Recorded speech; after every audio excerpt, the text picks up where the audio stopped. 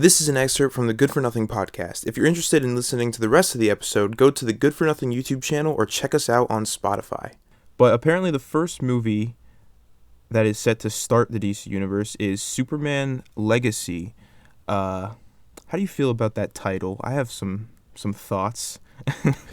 It's an interesting title because it almost implies that there's more history to be explored. Even though it's a brand new Superman, this sounds like a title sequel, or it sounds something like Batman Beyond, except if it was just about a regular Batman story and not Terry McGinnis.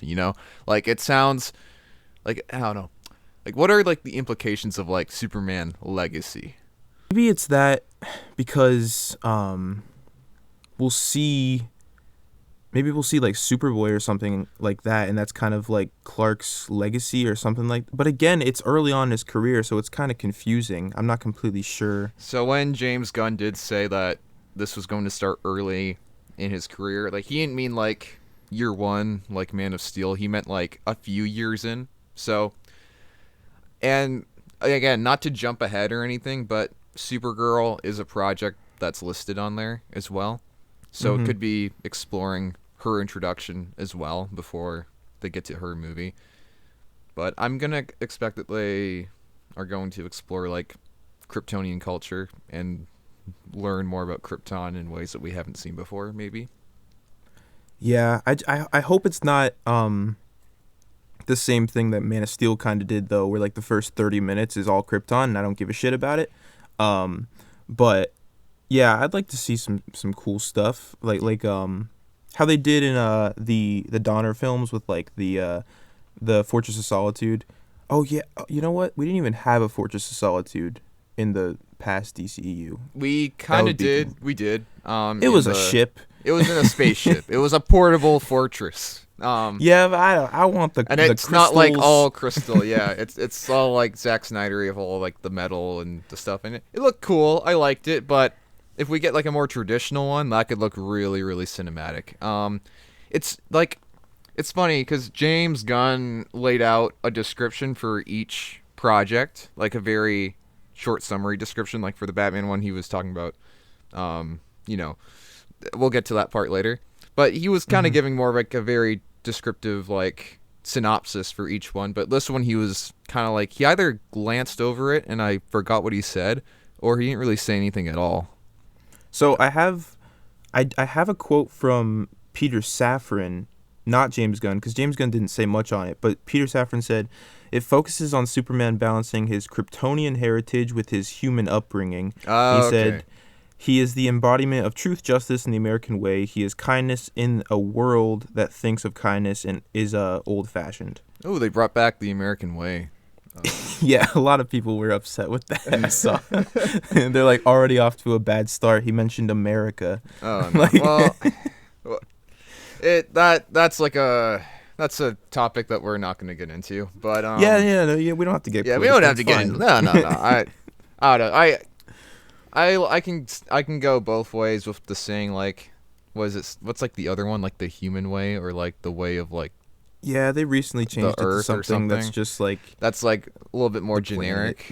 Yeah, but I mean the old one gives a more of classic Superman kind of vibe, which is something that DC has been steering away from for a while. So that could be a good sign that it's gonna steer more towards the classic kind of Donner direction. But it's interesting that in the quote, he did mention the Kryptonian heritage thing that I was kind of speculating about, but.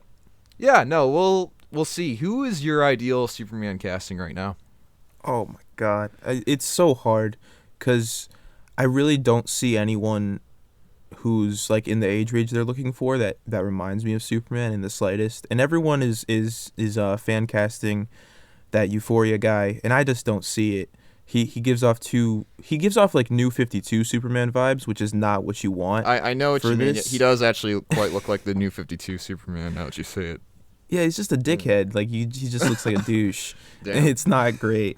But outside of that, there's this one British actor people keep bringing up. I don't know his name. Is he was he from that Hollywood show from Netflix?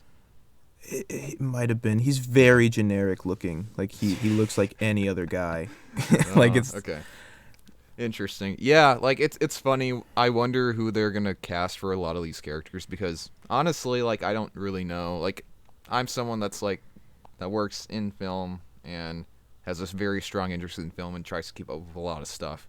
I can't really think of any like popular younger actors that they can kind of cast in these roles. I mean, like if you cast them in like the spirit that you did Pattinson, where you chose an actor that not many people would have thought of, and you're choosing him based off talent, that could be a great way to do it. But I also think probably just casting unknowns because at this point you're not trying to shove the star power in. You're trying to focus on the characters themselves. Almost like how like Chris Evans was up and coming. Like he was in a bunch of stuff before Captain mhm. America, and same with RDJ. But like they kind of became those characters when they got casted. Like that's like everyone knows them as, oh yeah, that's Iron Man. Oh yeah, that's Captain America. And it's Yeah, it's weird now because looking at the MCU, you're like all of these are giant actors, but like before yeah. Thor, Chris Hemsworth was in like some pretty shitty movies. Nobody cared about him, and Mm. like Chris Evans was in like not another teen movie, and he did Sunshine, which was great, but he wasn't like Yeah. a big name yet. Mm. And then RDJ was the obviously, biggest name that they had. Like yeah, and he having was his like big going through all comeback. like he was going through all the controversies too. So it's like they rebooted some careers and started others.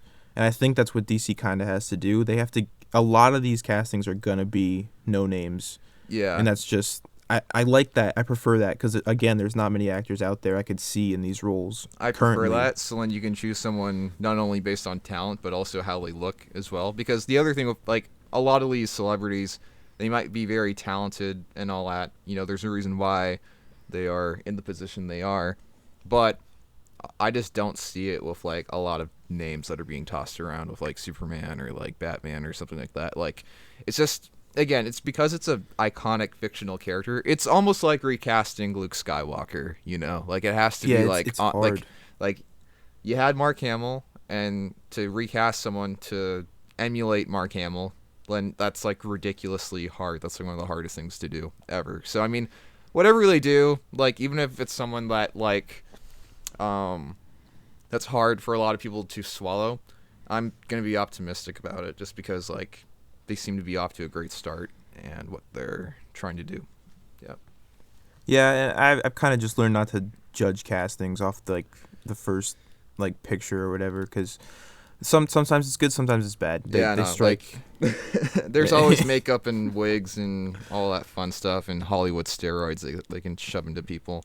Yeah, and But it's like makeup's even getting better with like Colin Farrell not looking anything like the Penguin, and then they made him look like the Penguin. Like it's fine, it's do crazy how whatever. many people didn't know that that was Colin Farrell in the movie until they I saw like the credits. They were I like, know "What?" it's nuts. It's insane makeup, but Yeah. okay.